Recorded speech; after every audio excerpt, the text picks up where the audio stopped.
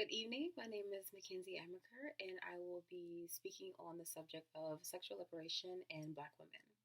Disclaimer before the video actually gets into depth, I am taking a more journalistic approach to discussing this, and kind of free speaking if I do say so.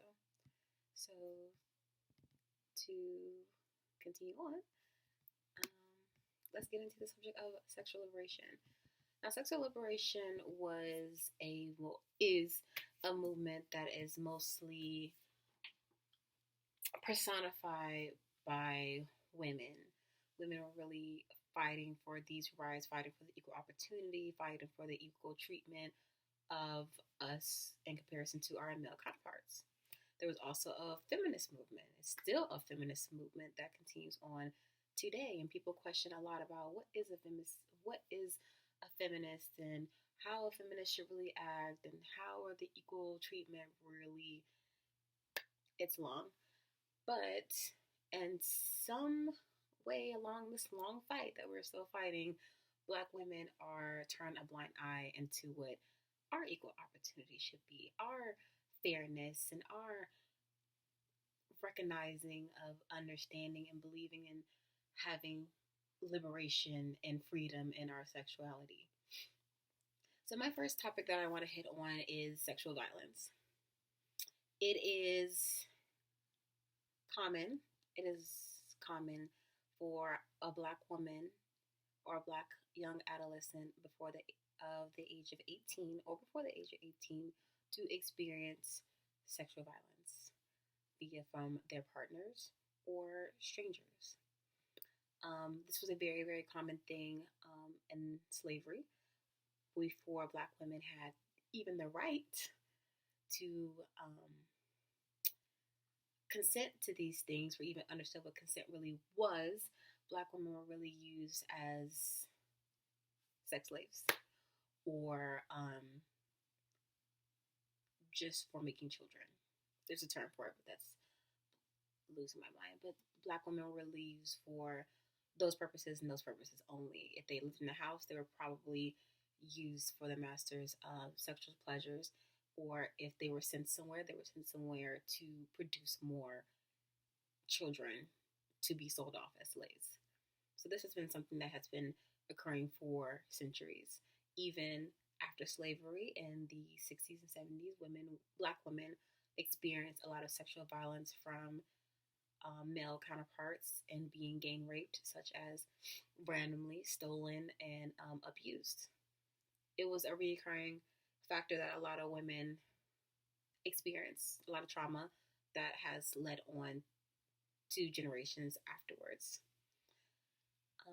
Another topic will be the exploitation of the body. This is also something that has occurred during the times of slavery. As a Black woman was sold, most times she was stripped to her nudity, and you will be able to see the form of her body.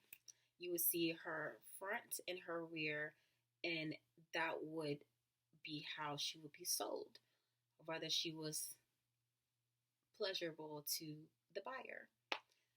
So took that, and at first the Black woman was mocked for her stature, her very extreme behind, or her very extreme breast, and we were mocked and made to be ashamed of it.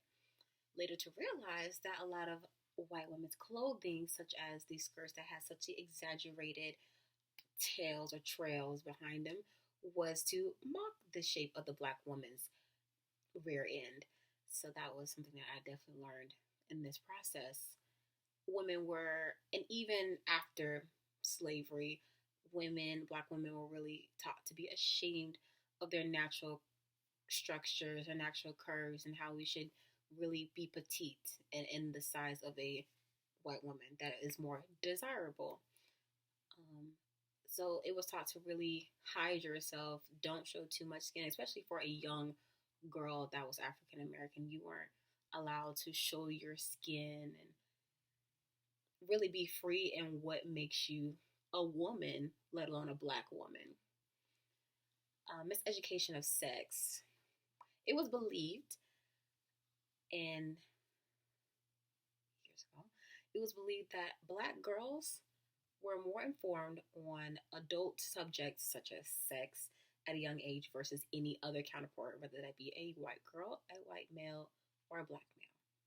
Black girls, black women, were already demonized for being sexual creatures at very young ages. So they would be treated and exploited and assumed that they know this topic and they were very aware of it. So they were almost treated as demons in a sense. Also, in books and writings, such as different characters, you were either, the black woman was either seen as someone that experienced a lot of trauma, hence sexual violence, or the demon that was enticing men to do sexual acts. Other examples of not really getting to experience your sexual liberation. Also, in today's society, continue on, in today's society, we see the same view of black women, but it is more glamorized, to say the least. And by glamorized, I mean the black woman's body is more accepted, it's more wanted, but not on the black woman. Not at all. A black woman that has that shape, if she is pretty much nude and oiled up and on the front of someone's magazine or cover, then she is wanted. She's glamorized and she is this image of what black femininity should be. And that is not the case. But in outside of these spheres or these realms of what is idolized of a black woman, if a black woman were to have that shape, it is ghetto. It is inappropriate. She needs to cover it and she needs to hide it. Excuse me. But if another woman of another race were to have that same structure, she's idolized, she is glamorized, and she is the peak of women feminism and how women should look.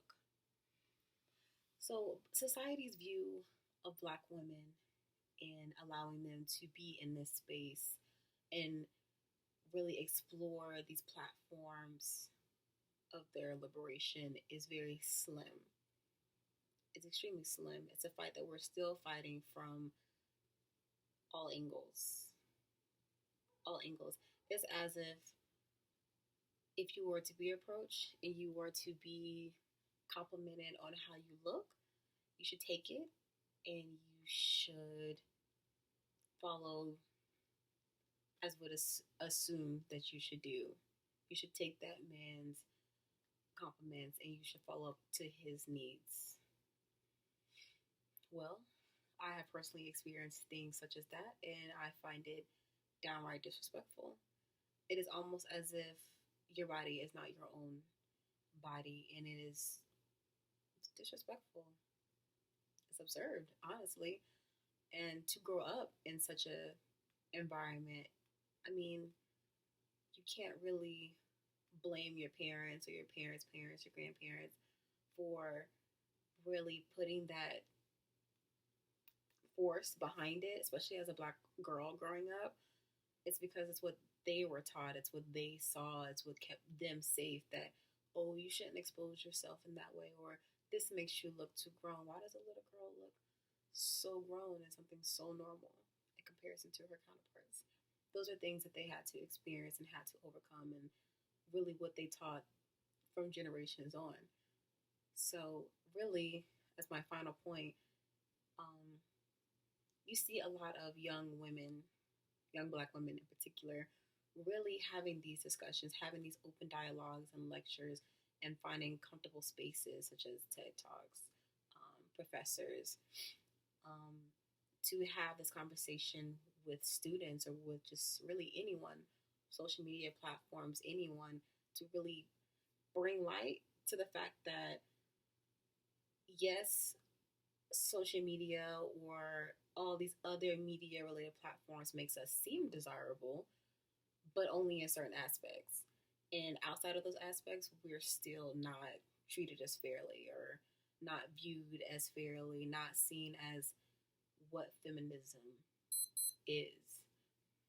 So a lot of us are taking our voices back, standing up to what we really should or how we should be treated, and moving toward it, teaching other people, teaching generations to come that this is what's normal, this is what should have been normal for a while, and this is what we're going to continue to do. So I encourage everyone to not only look into the history of sexual liberation and really discover your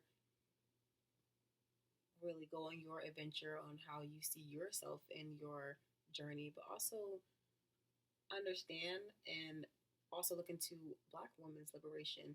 Reach out and understand that yes, your counterpart may look like you and society may seem like this is normal or how she is a prize, but in reality, this is not the case whatsoever. Everyone should respect the Black woman in whatever form or structure that she may take, whether that be skinny, very very curvy, whatever the case may be. You should respect her body and not treat it as if it is something that everyone has to see, as if she owes it to everyone to take part in. Thank you.